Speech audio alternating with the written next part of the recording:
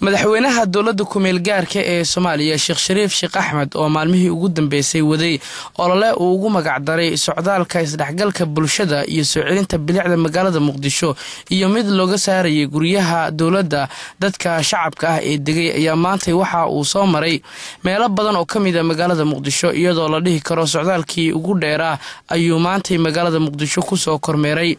Sheekh Shariif Sheekh Axmed ayaa ugu horeyntii waxa uu tagay xarunta wasaaradda maaliyadda oo kamid ahayd goobihii dadka shacabka ay sida sharci darrada u deganayeen halkaasi ayuu kula hadlay saxaafadda dhammaan waxaan rabaa inaan u mahad celiyo dadka ka qayb qaatay shaqadan dad qabtay shaqadan habeen maalin u soo jeeday aad iyo aad ugu mahad celinayn waxa ay qabteen runtii waa wax weyn waana wax macnaha ay sameynayaan Soomaaliya inay u jeesato dawladnimo dawlad ay ka degan tahay wasaaradda ganacsiga سأو شقينيس مش شقيك Soomaaliya waxay macruuf ku tahay ganacsi marka waxaan rabtaa wasaaradda inay ballan qaado bariba inay soo guurtay soo degto halkaas ay soo degaan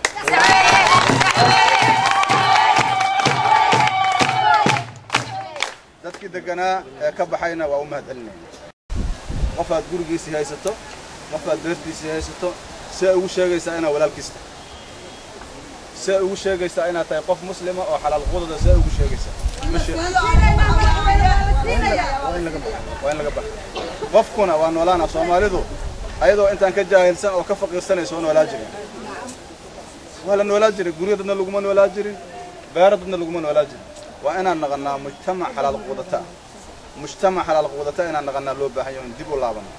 madaxweynaha ayaa sidoo kale socdaalkiisa sii watay waxaana uu degay xarunta degmada Xamarweyne halkaas oo maamulka degmadaasi uu ku diyaariyay xaflad heer sare ah oo loogu talagalay soo dhaweynta madaxweynaha waxaana ay ku soo bandhigeen dadweyne fara badan oo bahda fanka ay ku jiraan oo halkaas isugu yimid suugaan ay ku soo dhaweynayaan nabadda iyo isdhexgalka bulshada iyo imaanshaha madaxweynaha ee degmada Xamarweyne madaxweynaha ayaa intaa kadib waxa uu u dhaqaaqay xarumo kale oo laga saaray dadka shacabka oo ay kamid tahay dugsigii hore ee 22 Oktoobar iyo xarun ay horey u deganaan jireen maamulkii dowladda ee gobolka Banaadir waxaana sidoo kale meelaha madaxweynaha oo kormeer kamid ah xarunta Somali Airlines oo saxaafadda kula hadlay Somali Airlines waxay ahayd meelaha ugu badan oo dhaqaalaha ugu badan oo ka soo galay Soomaaliya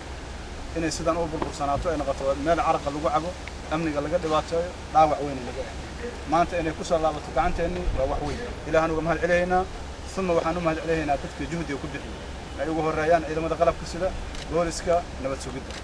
gudoomiyaha gobolka gudoomiyaha degmada iyo dhammaan dadka ka qayb qaatay waxayna tusinaysaa tan biseylka shacabka Soomaaliyeed oo bislaadeen dawladnimadu waa facilities haddaan la helin meeshii facilities lagu sameey lahay lama sameey karo marka hantida guud waa sheeganay cid gaar u qaada karto ma jirto anagu ma qaada karno qof kale ma qaada karno waxa loogu talagalay inay Soomaaliya u adeegto waxaan rabnaa sida wasiirku uu sheegay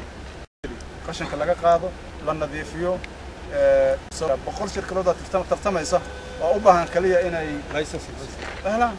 marka waxa ugu fudud la soo celin karo wasaaraddan wasiirka waxaan kula kaftamay wasaaradda maaliyadda marka laga soo tago wasaaradda ugu lacag badan yani dhaqaalaha ugu badan wasaaradda oo soo galo marka inay meeshaan dhisi waayaan waxay naqaysaa fashil ayaga ku yimid mana ogolaa doon waxaan rabnaa meeshaas oo dhisan oo nuuraysa nadiifa iyo Somali Airlines laftigeeda in la soo celiyo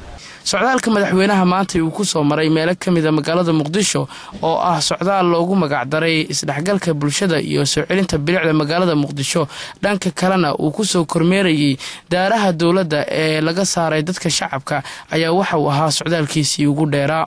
socdaalkan uu ku yimid maanta madaxweynaha dowladda ku-meel gaarka ee Soomaaliya degmada Xamarweyne ayaa socdaalkii shanaad ee socdaalka loogu magac daray isdhexgalka bulshada iyo soo celinta bilicda magaalada Muqdisho